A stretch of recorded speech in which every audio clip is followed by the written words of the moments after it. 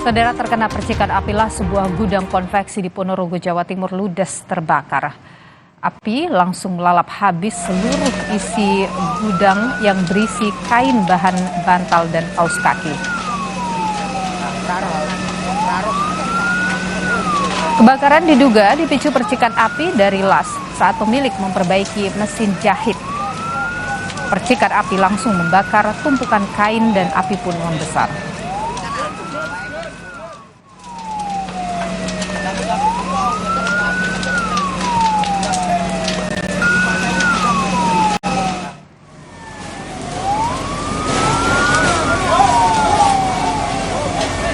Dua unit mobil pemadam kebakaran dan 2 unit mobil water supply milik BPBD Ponorogo dikerahkan untuk melakukan upaya pemadaman. Tidak ada korban jiwa akibat kejadian karena pemilik gudang dan 5 karyawan berhasil meloloskan diri.